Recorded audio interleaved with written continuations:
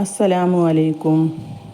അപ്പം ഇന്ന് ഞാൻ വന്നത് കുറച്ച് രാവിലെ തുടങ്ങിയിട്ടുള്ള വിശേഷങ്ങളുമായിട്ടാണ് കേട്ടോ.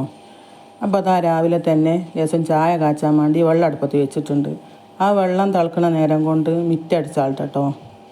അപ്പോൾ മിറ്റത്ത് നല്ലോണം കാടും പുല്ലും ഒക്കെ ഉണ്ട്. മിറ്റത്ത് ഈ മഴക്കാലത്ത് എത്ര പറിച്ചിട്ടും കാര്യമില്ല, എങ്ങനായാലും നല്ലോണം പുല്ലുണ്ടാവും. അപ്പോൾ ആ മിറ്റമൊക്കെ ഒന്ന് നന്നാക്കി അടിച്ച് തരട്ടെ. അടിച്ച് കയറിയിട്ട് വേണം ചായൻ്റെ കടി ഉണ്ടാക്കാനൊക്കെ അത് കയറാൻ.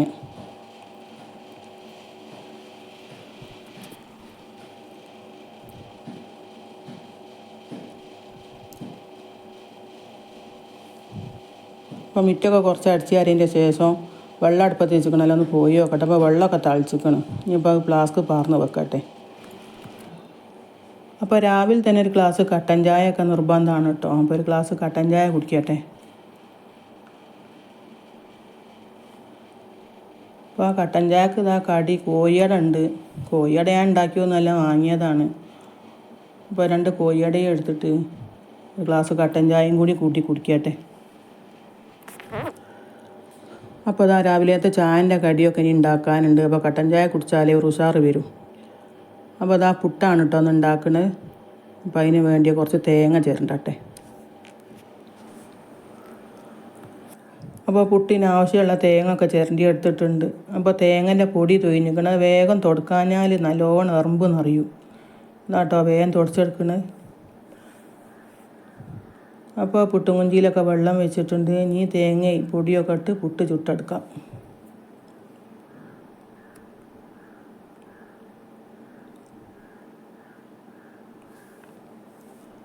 അപ്പോൾ ഞാൻ അജ്മിൻ്റെ പൊടി കൊണ്ടാണ് കേട്ടോ പുട്ട് ചുടുന്നത്. ചിലപ്പോൾ മൂടേരി പൂത്തി പൊടിച്ചിങ്ങാനൊക്കെ അതിനെക്കൊണ്ട് ചുടലുണ്ട്. അല്ലെങ്കിൽ പച്ചരി തന്നെ പൂത്തി പൊടിച്ചിങ്ങാനി ചുട്ടാലും നല്ല ടേസ്റ്റാണ്, നല്ല സോഫ്റ്റ് പുട്ട് കിട്ടും. അപ്പോൾ പുട്ടൊക്കെ അതാ വെന്ത് കിട്ടിയിട്ടുണ്ട്. ഇനി കുത്തിയെടുക്കട്ടെ.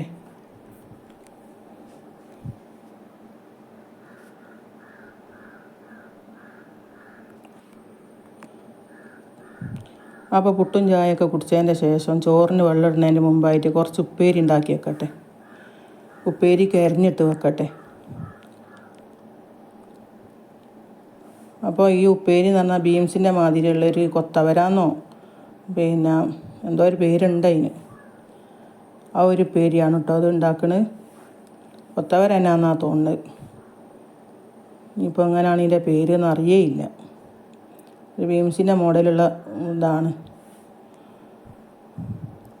ആട്ട് അരിഞ്ഞിട്ട് വെച്ചാൽ ചോറ് എന്നിട്ട് വെച്ചാലും മതിയല്ലോ. പേരി അരിഞ്ഞുണ്ടാക്കാനാണല്ലോ പണി.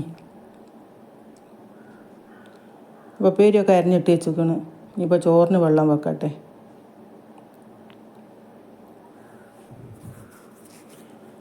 അപ്പോൾ റേഷൻ അരി അതിനെ കൊണ്ടാണ് ഇപ്പോൾ ഗ്യാസുമ്മേൽ വെക്കണത്. അല്ലെങ്കിൽ അടുപ്പ് തീ കൂട്ടൽ തന്നെയാണ്. അല്ലെ റൈസ് കുക്കറിലോ ഒക്കെയാണ് വെക്കൽ.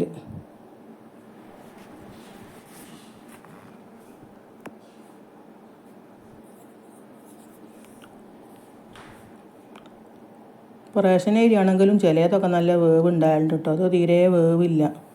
ഇത് വേഗം തളിച്ചാൽ വേണ അരിയാണ്. അപ്പോൾ അത് ഇന്ന് രാവിലെ തന്നെ ലേസൊക്കെ വെയിലും വെളിച്ചമൊക്കെ ഉണ്ട് കേട്ടോ. ഇപ്പോൾ കുറച്ച് കഴിഞ്ഞാൽ മഴ ചെയ്യുമോയെന്ന് അറിയില്ല.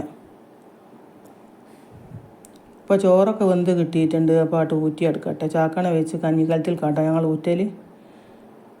എല്ലായിടത്തും ഇങ്ങനെ ഒന്നും അയക്കൂല. ചിലപ്പോൾ കൊട്ടക്കായിൽ ഓട്ടപാത്രത്തിൽ ഊറ്റലുണ്ടല്ലോ ചിലോല്. അപ്പോൾ എനിക്ക് കഞ്ഞിക്കലത്തിൽ കൂറ്റണതാണ് കേട്ടോ ശരിയാകുക. അല്ലാണ്ട് ഊറ്റണ ഒരു ബൗസാവില്ല.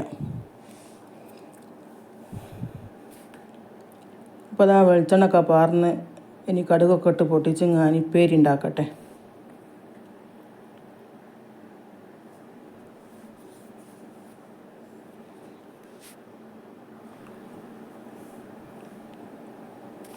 ഉപ്പേരിയിൽ ഉപ്പൊക്കെ പാകത്തിനിട്ട് ഇങ്ങനെ നന്നാക്കി ഇളക്കിയായിട്ട് മൂടി വെച്ച് കൊടുക്കാം.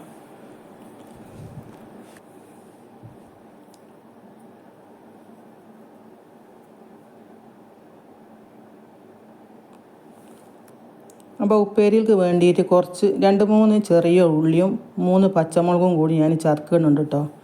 അത് ചതക്കി ഞാൻ ഒരു പിടി തേങ്ങ എടുത്തിട്ടുണ്ട്. ഞാൻ ആ തേങ്ങയിലേക്ക് ഇട്ടിട്ട് ഒരു 1/2 സ്പൂണ് മഞ്ഞൾപ്പൊടിയും കൂടി ഇട്ട് നല്ലോണം കൈ കൊണ്ടൊന്ന് തിരുമ്മി കൊടുക്കുക. ഇത് മിക്സിയിൽ വെച്ച് പൊടിക്കുകയോ അമ്മിമേൽ വെച്ച് പൊടിക്കുകയൊന്നും വേണ്ട, കൈ കൊണ്ടൊന്ന് തിരുമ്മിയാൽ മതി. ഒരു നുള്ളു ഉപ്പ് ഇടണം.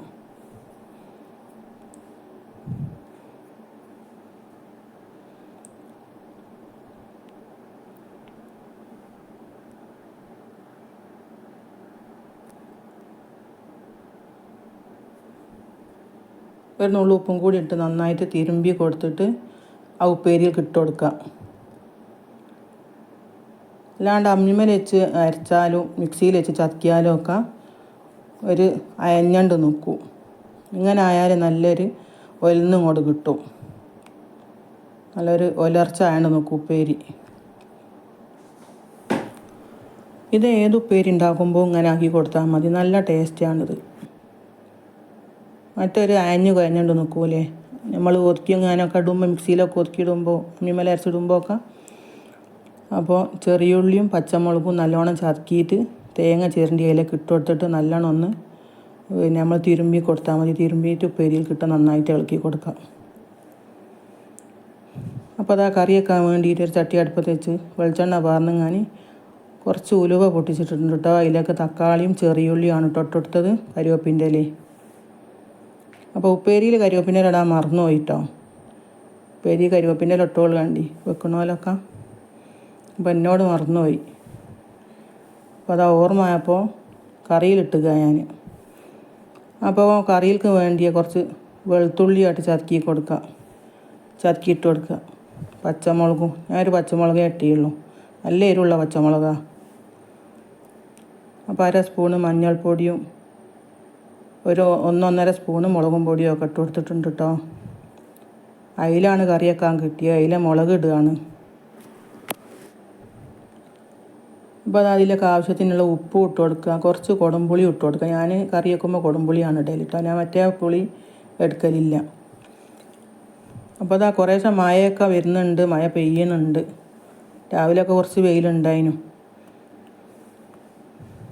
അപ്പോൾ കറിയിലേക്ക് മീൻ ഇട്ട് കൊടുത്തിട്ടുണ്ട്, നന്നായിട്ട് ഇളക്കി ഞാനൊന്നും കൂടി മൂടി വെച്ച് വേവിച്ചെടുക്കാം. അപ്പോൾ അതാ നല്ലോണം പെയ്യുന്നുണ്ട് മഴ, ഉഷാറായിട്ട് തന്നെ ഉണ്ട്. അപ്പോൾ അതാ കറിയൊക്കെ ഞാൻ അപ്പുറത്തൊക്കെ മാറ്റി വെച്ചിട്ടുണ്ട്. ഇനിയിപ്പോൾ മീൻ പൊരിച്ചാളട്ടെ.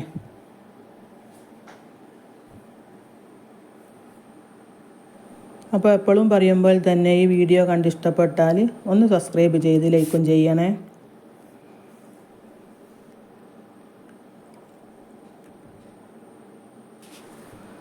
അപ്പോൾ ചോറും ചാറും ഒക്കെ ആക്കി വെച്ചിങ്ങാൻ ബാക്കിയുള്ള പണിയും കൂടി എടുക്കാൻ പോയതായിരുന്നു കേട്ടോ. അപ്പോൾ എല്ലാ പണിയും കഴിഞ്ഞതിൻ്റെ ശേഷം ചോറ് തിന്നാൻ വന്നതാണ്. കുറച്ച് ചോറ് തിന്നട്ടെ.